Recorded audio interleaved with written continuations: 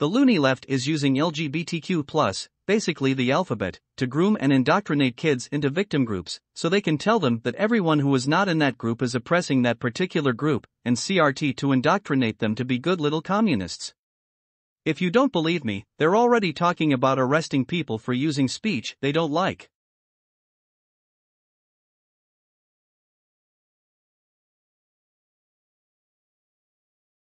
I pay her taxes. I have every right to speak about her in particular within her role. I'm not talking about where she lives, what she looks like, anything like that. Nothing personal. This is purely professional and this is purely governmental. Can I continue? Try to keep it professional. I've already told you what I'm doing, and I'm making that very clear, and I'm not going to change. Keep it professional. I have not. I have only kept this professional. You are debating me, and you are violating your own rules.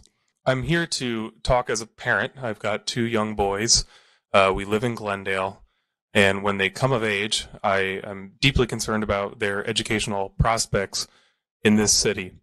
I'm also a taxpayer. I pay a lot of taxes in this city, many of which go to this district. And I'm deeply concerned about how that money is being spent, particularly, and I'm going to single out a person at the in the school district named Dr. Kelly King, who's sitting right here to my left. Dr. Kelly King makes over $250,000 a year. Every 4 years, we give her $1 million.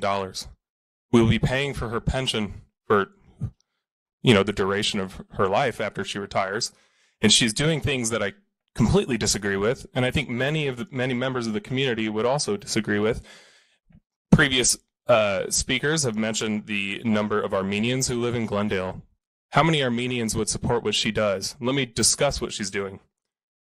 In a recent video in 2017, she reflected Glendale Unified Policy when she stated, and I'm going to quote, "We have a lot of resistance from male coaches who are horrified at the thought of having a biological girl changing clothes in front of them." Which biological girls are changing clothes in front of coaches in Glendale Unified? That's a question I'm genuinely asking. She continued, "It's not a girl. It's not a girl. It's not a girl. You only have boys in the boys' locker room." She just said it was a biological girl. May I just stop I'm for a speaking moment? now. You're not. No, I'm speaking. This is interrupting my time. Well, we Can I can pause pause this, the please? time. Can you pause the time for a minute? I only want to say that to refrain from personal attacks. So please. She is a government official. She's a government employee. This is not a personal attack. I pay her salary with my tax dollars. Again, please talk towards the policies that you I'm are talking about- against and and if- refrain from personal attacks, and your time will continue. Please go ahead. In what way have I personally attacked Dr. King? She is acting within her official role as assistant superintendent at Glendale Unified. How is that a personal attack? I'm talking about tax dollars being used in a way that I disagree with. I'm going to continue. Continue talking about the policy that you disagree with. Dr. King quoted to say that biological girls were changing in front of male coaches. And then, so she knows it's a biological girl, and then proceeded to say it's not a girl 3 times. You know it's a girl. You know it's a girl. Or Okay, you know so it's a she's boy. an You know employee it's a of boy. ours, and if you wouldn't mind telling us what policy you dislike. There is why am I being interrupted for speaking about an official member, a superintendent at Glendale Unified, speaking in an official manner? You cannot interrupt me for that. You have no ability to do that. And furthermore, the rules stated you won't debate. You're debating me right now. Correct? I'm going to continue.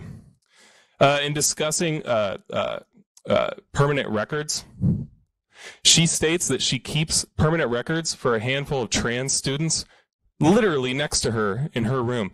She does not indicate that person's gender identity for fear that the parent might find out. Why is she concealing this from parents? She says, we kind of go out on a limb, and we know that's controversial to some people. Which people? Which parents? Armenian parents? Christian parents? Are those the ones who are being excluded from knowledge on their own children and their own identity in Glendale's Unified School District? And you preach inclusive policies. We can talk about that policy. Yet she's excluding parents. So She's again, excluding parents. I'm going to continue. And I might just ask for a pause and ask for information. Maybe I'm mistaken. Can you pause the time for a moment, Mr. Sahakian? Thanks. So I wouldn't mind getting input in terms of is this.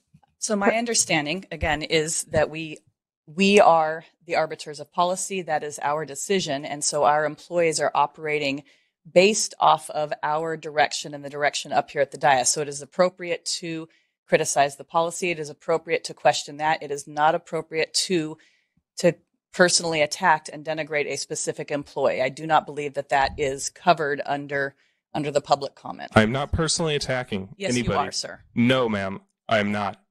I am not personally attacking her. I disagree with what she said in her role as assistant so superintendent. Then you disagree with the policy, so please continue with the disagreement of the policy.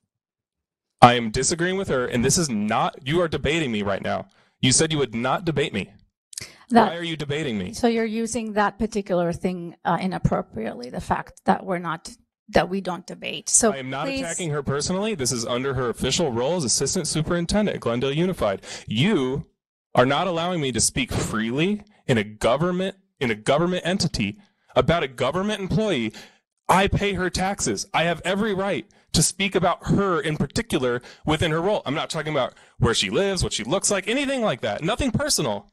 This is purely professional, and this is purely governmental.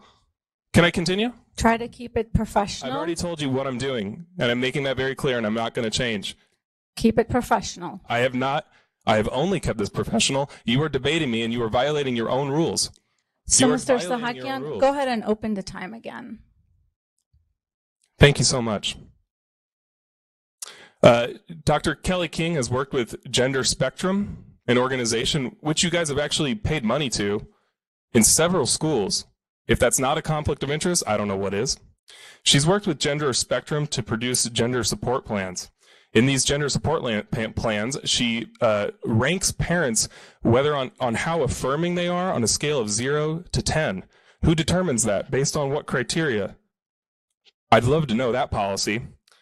She says, if the parent's not affirming, the parent may not be involved in this document. That's the gender support plan. This may be a private conversation. So let's talk personal now, because she is. This may be a private conversation between that trusted adult at the school. Is that adult trusted by the parent? Who is the trusted adult? Define trust, please. This may be a private conversation between that trusted adult at the school and the student about how we keep you safe at home, emotionally and physically. Who's personal? Who's professional? Personally, I'm being professional. What she has done and the policies none of you have spoken out against is a complete deviation from that sacred boundary between government and personal lives and privacy, especially of minors. And we're talking about sexuality, sexual identity, and you're not going to divulge that to parents intentionally. And again, she makes over $250,000 a year. While 43%, only 43% of Glendale Unified high schoolers are proficient in math upon graduation. Only 65% are proficient in reading. And you pay that much money to institute those policies while you're literally failing to produce the adequate students for the 21st century. Thank you so much. You know you're in a cult if 1. You believe you are what your imagination says you are. Delusional, characterized by or holding false beliefs or judgments about external reality that are held despite incontrovertible evidence to the contrary, typically as a symptom of a mental condition. You know you're in a cult if 6. You believe reality isn't real.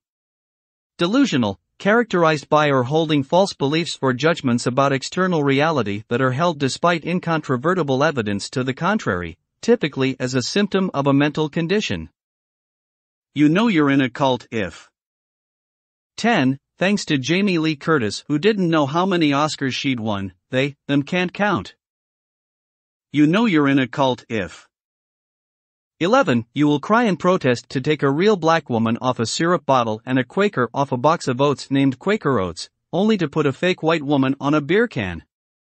All while saying, I can't believe they're so upset over a beer can. Bud Light parent Anheuser-Busch's stock has lost $27 billion over Dylan Mulvaney. You know you're in a cult if. 13. If you get triggered because someone doesn't think you're special because you were born into one of the CRT-approved victim groups, they believe deeds and personal responsibility warrant pride. You know you're in a cult if. 18. Lost your shit over To Kill a Mockingbird and Huckleberry Finn but are screaming about banning books with gay sex and masturbation in school libraries. You know you're in a cult if. 20. Will lie even with irrefutable evidence. You know you're in a cult if. 21. Being so filled with hate, you will groom, mutilate, and murder your own children, all while calling your opposition fascists. You know you're in a cult if. 22. Believes that out of 7 billion people on the planet, white, straight, males are somehow oppressing everyone else. You know you're in a cult if. 23. Will lose your shit when someone points out that you're not oppressed, you're just stupid. You know you're in a cult if. 25. Will refer to a biology book as right-wing propaganda. You know you're in a cult if. 26. Will lose your shit if someone actually uses proper English instead of your made-up pronouns. You know you're in a cult if. 32. Are the same people who say you can't indoctrinate kids to be gay with a book or a drag show, but continually accuse the church of doing that very thing. Although religion isn't taught in schools, and you're not forced to go to church. You know you're in a cult if. 33. When someone is simply talking science and common sense, you will try to bring religion into it. Well, you know the church. Well then, don't go to church. It's not against the law. Not going to school is. You know you're in a cult if.